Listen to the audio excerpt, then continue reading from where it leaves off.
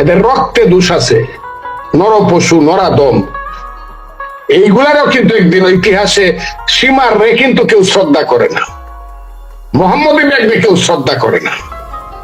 এরা যে সীমার এবং মোহাম্মদী ব্যাগের সন্তান, এদের সাথে কি কথা বলবো? এগুলো ইতিহাসের দুজকে লাকি হবে। এরা কি তোমরা 60 কোটি টাকা দামের গাড়ি দৌড়াও কমনে, তোমার ঘরে বাড়িতে তো একটা ভাঙ্গা ঘরের বেড়াও নাই।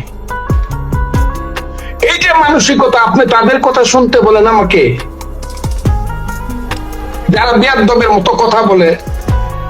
আমার নাম বলার সময় এটাও বলে না জনাব ফজলুর রহমান, অথবা ফজলুর রহমানও বলে না। ফর এক্সাম্পল আমি আপনাকে বললাম, এরা আমাদের দেশ ঠিক করে দিবে না, এরা দেশের মালিক না, দেশের মালিক হলে জনগণ। আমার ধারণা, আমি চ্যালেঞ্জ করলাম, ওর নামটা আমাকে বলতে হবে, ওর বাড়ির পরিচয় দিতে হবে, ওর বাপ কি করতো, দাদা কি করতো, এবং আমি চ্যালেঞ্জ করলাম, না হলে আমি পলিটিক্স ছেড়ে দেব। ও হয় আলবদরের ছেলে, না হয় রাজাকারের ছেলে। আমি কথাটা খুব, হয়তো মুক্তিযুদ্ধের মাধ্যমে তার বাপ দাদা কোনোভাবে আলবদর রাজাকার হওয়ার কারণে প্রাপ্য শাস্তি পাইছিল, এবং সে যে কথাটা বলছে প্রতিহিংসা পরায়ণতা থেকে, ওই আলবদরের ছেলেকে আমি বলতে চাই, আমি 1200 মুক্তিযোদ্ধার কমান্ডার ছিলাম, তার মধ্যে 1100-র উপরে ছিল মুসলমান। তাইলে আমরা আর 70-80 জন ছিল হিন্দু সম্প্রদায়ের লোক, তাইলে আমরা 1100 যে মুসলমান ছিলাম, আমরা ভুলভাবে গেছিলাম। তোর বাপের চেয়ে আমি বয়সে বড়, ওর বাপের চেয়ে, ওর বাপের সঙ্গে মার যখন দেখে বিয়া হয় নাই, তখন আমি মুক্তিযুদ্ধ করে শেষ করে ফেলছি। এইসব যারা বলে, এদেরকে বাংলাদেশের মানুষ কিন্তু চিহ্নিত করে রাখবে। আমি কথাটা বললাম, সমন্বয়করা এবং কি ছাত্র, বৈষম্য বিরোধী ছাত্র সমন্বয়করা যেভাবে গালাগালি করলো বা এখনো করতেছে, এইরকম আমরা, তারা না ইসলামী দল করে, তারা না ধর্মের নামে রাজনীতি করে। যারা ধর্ম, ইসলামের মতো মহান ধর্মের নামে রাজনীতি করে, তাদের মুখ এত খারাপ, তারা এত কুৎসিত ভাষা বলতে পারে, তারা মুরব্বীর সাথে এত বেশি বেয়াদবি করতে পারে। তারা কি বাপের সাথে এরকম বেয়াদবি করে ঘরে? তারা মাকে কে এই নজরেই দেখে ঘরে? এরা করতেছে কি? এবং এটা করে তারা ক্ষমতা যেতে চায়, আমাদেরকে মেরে ফেলতে চায়। সেটা হলো দুনিয়াদারি। আবার আখেরাতের ভয় দেখায়, আমরা নাকি বেহেশতে যেতে পারবো না, টিকিটটা তাদের হাতে আছে। আমি খুঁজতেছি কার হাতে টিকিট আছে বেহেশতের। আমি সেই মৌলানা সাহেবের কাছ থেকে গিয়ে টিকিটটা আনবো, কারণ উনি বলছে যে ফজলুর রহমান এই দুজকে যাবে। আমি ওনার কাছ থেকে গিয়ে টিকিটটা আনবো, যে আমার একটা টিকিট দেন আপনি। 100 বার স্বীকার করি তাদের অবদানকে, আমি অস্বীকার করি তাদের যোগ্যতাকে, আমি স্বীকার করি। কিন্তু তারা মানুষের সঙ্গে ফিলোসফিক্যালি মানুষকে ভুল বুঝাইছে, প্রতারণা করছে। তারা বলতে চায় ইসলামী ছাত্র শিবির নামধারী একটা ছাত্র সংগঠন এই আন্দোলনের ভ্যানগার্ড বুঝে, আর ওই ছেলেটাকে বলে মেন্টর নাকি মাস্টার মাইন্ড। এগুলো কি? তারা বলতেছে আন্দোলনটা তারা করছে। তাহলে যে দাউদকান্দির থেকে যাত্রাবাড়ি পর্যন্ত 20-30 লাখ লোক যে প্রতিদিন মিছিল করছে, 5ই আগস্টে 136 জন লোক শুধু যাত্রাবাড়ির থানা দখল করতে গিয়ে মারা গেছে, পুলিশ শুদ্ধ। এই মরছে কারা? 95 জন মানুষ মরছে বিএনপির শুধু যাত্রাবাড়িতে 5ই আগস্ট। 422 জন, তারাও তো দাবি করে কেন তারা আন্দোলন, তাদেরকেও তো মরে নাই। বলুক না 158 জন সমন্বয়কের মধ্যে কারো গায়ে গুলি লাগছে কিনা, এই কথাটা একবার শুধু বলুক, যে না একজনের গায়ে গুলি লাগছে, আহত হয়েছিল। অ্যারেস্ট হয়েছে 6 জন, আমরা দেখছি। তাদেরকে আমরাই ছুটাই আনছি, সরকারের হাত থেকে জনগণই ছুটাই আনছে। কিন্তু তারা সবটা আন্দোলনের সমস্ত ক্রেডিট দাবি করে কেন, এবং ফসলটা সবটা তাদের, এটা দাবি করে কেন? ফসলটা হলে জনগণের, ছাত্র জনতার ফসল, দেশের মানুষের ফসল। এখন তারা দেশের মানুষকে যদি বলতো যে আমরা এই আন্দোলন করতেছি, তারা তো স্লোগান দিয়েছিল 1 দফা 1 দাবি, হাসিনা তুই কবে দাবি।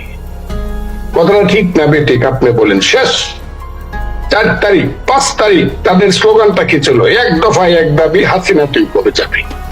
তাহলে হাসিনা তুই কবে যাবি যদি হয়, তাহলে তো অর্থ হইলে হাসিনা গেলে পরে আরেকজন আসবে। কথাটা বুঝেন?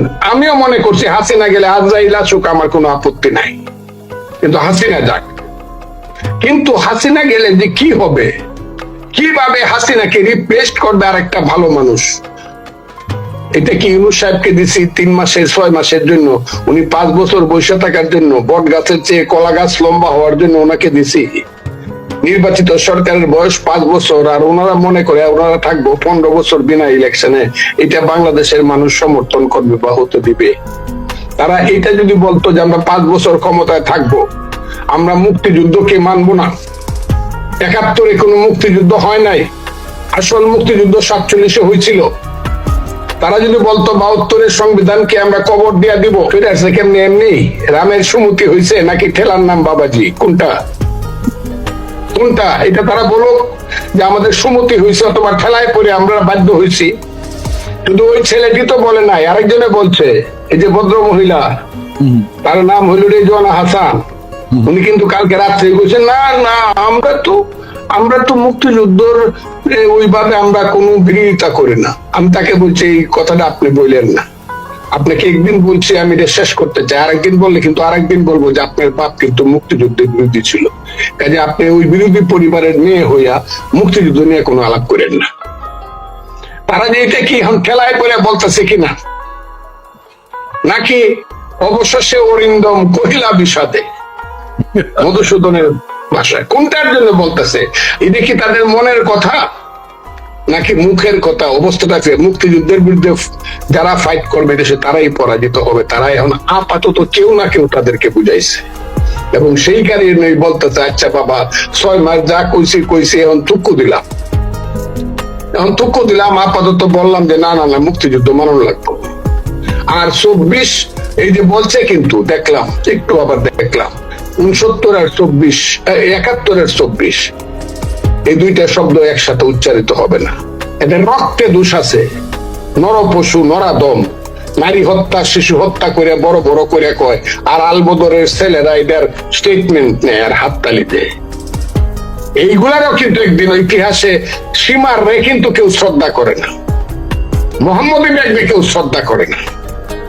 এরা সীমার এবং মোহাম্মদী ব্যাগের সন্তান, এদের সাথে কি কথা বলবো? এগুলো ইতিহাসের দুজকে লাকি হবে। এরা কি তাদের সাথে আছে 2-3 জন, এদের সবার নাম সমন্বয়ক, এরা এখান থেকে টিকিট দিয়ে দেয়, এই যে কার্ডটা লয়ে যাও তোমরা সমন্বয়ক।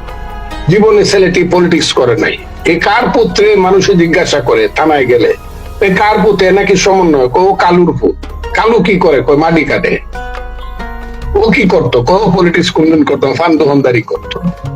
এই ছেলেটিকে সমন্বয়ক বানাচ্ছে, তার ডরে ওসি কাঁপে, ইউনু কাঁপে। এটা তো একটা অপসংস্কৃতি শুরু হয়েছে, অপসংস্কার। 3টা জেনারেশন নষ্ট হয়ে যাচ্ছে, লেখা নাই পড়া নাই, সব শুধু সমন্বয়ক হইতে চায়।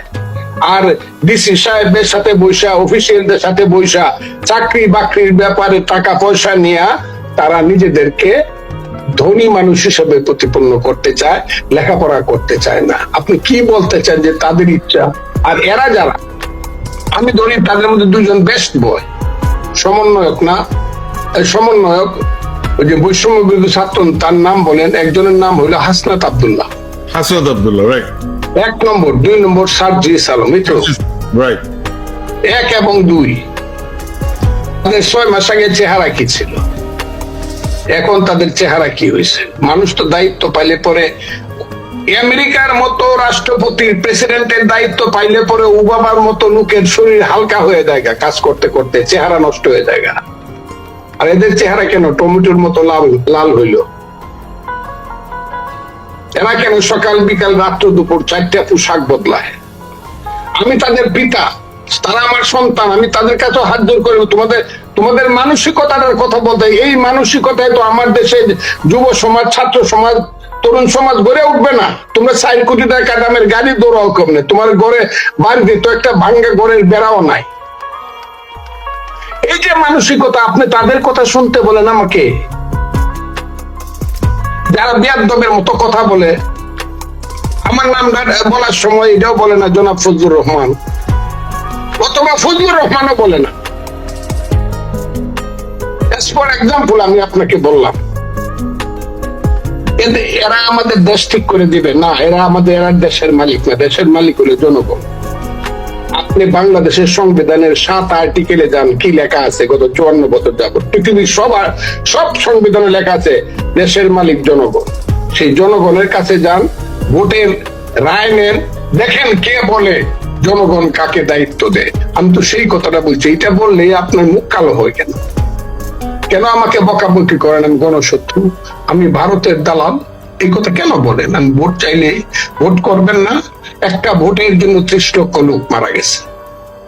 1970 সালের 7ই ডিসেম্বর একটা ভোট দিছিল, শেখ মুজিবুর রহমানের নৌকা মার্কায় আওয়ামী লীগ দিছিল, সারা পাকিস্তানের মেজরিটি বানাইছিল। ইহিয়া খান ভুট্টোরা মানে নাই বলি যুদ্ধ হয়েছিল বাংলায়। যদি সেদিন ক্ষমতা দিত যুদ্ধটা তো আর হইতো না। একটা ভোটের জন্য যদি যুদ্ধ 30 লাখ লোক মারা যেতে পারে, এটাই তো মেন জিনিস। সেই ভোটটা চাইলে আপনি আমাকে ভারতের দালাল বলবেন, গণশত্রু বলবেন। আমরা ভোটের জন্য আমরা কি রক্ত দিছি নাকি? তাইলে কি 3 জন ছেলেকে অ্যাডভাইজার বানানোর জন্য দেশের মানুষ রক্ত দিছে? আর 152 জন সমন্বয়ক বানায় সুন্দর সুন্দর কাপড় চোপড় পরাইবার লাগি রক্ত দিছে, আর বকা শুনবার লাগি প্রতিদিন।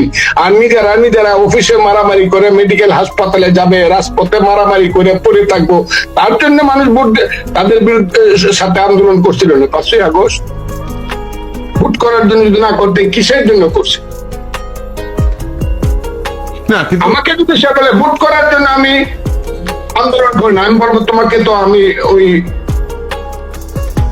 সমন্বয় কত বানানোর জন্য, এটা কি বলে, উপদেষ্টা বানানোর জন্য আন্দোলন করে নেই। কে ফরিদে আসমিন, কি তার অবদান? কে বেইমানি করে এদেরকে ছেড়ে দেন? জনগণ কিন্তু চিরদিন এদের বিচার করবে। যেমন এখন পর্যন্ত জনগণ কিন্তু এদের ফ্যাসিস্টদের বিচার চিরদিন করবে। আপনারা যদি বিচার ছাড়িয়ে দিয়ে বলেন আপনারা আইসা পড়েন ইন্ডিয়ার থেকে, হাসিনা সহ, এরা এসে চোখ তুললে মানুষের দিকে তাকাইতে পারবে না। শেখ হাসিনা সাথীরা বাইচা গেল জনগণের কাছে, কিন্তু তাদের ওই যে বুক ফুলায় কোনোদিন বলতে পারছ না, এই আমার সিনোস, আমার নাম কিন্তু সালমান রহমান, জীবনে কোনোদিন বলতে পারে আমার নাম কিন্তু আনিসুল হক, আমার নাম কিন্তু উবায়দুল কাদের, এই কথাটা জীবনে কোনোদিন বলতে পারবে না। আমি আপনাকে বলে দিলাম। এবং যাদের ছেলে আছে, এই যে স্বরাষ্ট্রমন্ত্রী আছে, নামটা কি, নামটা এখন মনে থাকে না, কি নামটা, এই যে হাসিনা স্বরাষ্ট্রমন্ত্রী মনে আছে, ওর ছেলে কোনোদিন বলতে পারবে না এই আমার সিনস, আমি কিন্তু ওই স্বরাষ্ট্রমন্ত্রীর ছেলে ছিলাম, মানুষের থু দিলাম তোরে। আপনি কি আমার কথাটা বুঝতে পারছেন?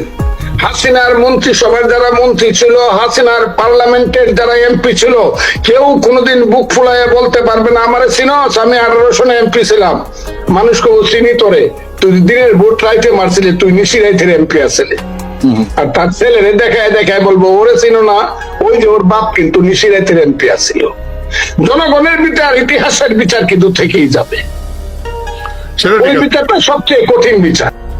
2014 সনে আমার আওয়ামী লীগ সম্পর্কে একটা বক্তব্য ছিল, আপনি যদি দেখে থাকেন। আওয়ামী লীগ একটি অভিশপ্ত রাজনৈতিক দল। জি, দেখছেন বোধহয় কোনোদিন? আওয়ামী লীগ একটি অভিশপ্ত রাজনৈতিক দল। জি, এখন আমার বলতে ইচ্ছা করে বাংলাদেশ একটি অভিশপ্ত দেশ। এই দেশে বাঁচতে ইচ্ছা করে না। বাঁচতে কতদিন আমরা এই সংগ্রাম আন্দোলন করব, আর বাঁচতে ইচ্ছা করে না। তারপরে একটা আশায় বেঁচে থাকি, দেখা যাক জনগণ যদি সঠিক নেতৃত্ব নিয়ে আসতে পারে। একজন পুলিশ, আমি নাম বলবো না, কিছুই বলবো না, সে আমার ধরে খুব কানলো, স্যার আপনার বক্তৃতা আমি শুনি, আপনার বক্তৃতা শুনে আল্লাহর কাছে দোয়া করি আপনি বাইচা, আপনি আমার কথাটা শুনলেন, কিন্তু স্যার আপনাকে যতবার দেখি ততবারই আমার হৃদয় ফাটিয়ে কান্না আসে। কেন ভাই, আমার দেখলে তোমার হৃদয় ফাটিয়ে কান্না আসে কেন? বললো আমি তো আর মানুষ না। কেন? বললো আমার একটা আপন ভাই আছে, সে ASI ছিল, অ্যাসিস্ট্যান্ট সাব ইন্সপেক্টর। স্যার আপনাকে কি বলবো, আমার ভাইটাকে বিনা কারণে স্ট্রেট গুলি করে মেরে ফেললো। সে কিন্তু রাইফেল হাতে ছিল, ইচ্ছা করলে গুলি করতে, সে কিন্তু গুলি করে নাই, কিন্তু আমার ভাইটাকে গুলি করে মেরে ফেললো। কারা মারলো স্যার আমি ডরাই কইবো না, এখন আর কইবো না। কিন্তু আপনার তো স্যার সবার বিচার চান। পুলিশ কি মানুষ না? তার কি মায় কান্দে না? আমার মা বাবা তো চিরদিন কানবে। আপনি কথাটা খুব বোঝার চেষ্টা করেন। আপনি যে পুলিশকে ঠিক করতে বলতেছেন, পুলিশেরও তো মা বাপ আছে কিনা? একজন লোকে কি কোনোদিন বলছে পুলিশ যতই অন্যায় অপরাধ করে থাকুক, নিরপরাধ ভাবে যদি কোনো পুলিশ নিহত হয়ে থাকে, সেটার ব্যাপারে তার মা বাপরে আমরা দেখবো বিচার না করলো? আপনি আমার কথাটা কি বুঝতে পারছেন? বুঝছি। তাইলে এদেরকে কেমনে আপনি ঠিক করবেন? যার মনে এক কথা, আমরা তো মানুষ না, আমরা তো হলাম পুলিশ, আমাদেরকে হত্যা করলে তো কোনো বিচার হবে না। পুলিশ এই জায়গাতে চলে গেছে, পুলিশের মোরালিটিটা ওই জায়গায় চলে গেছে। Yes, yes.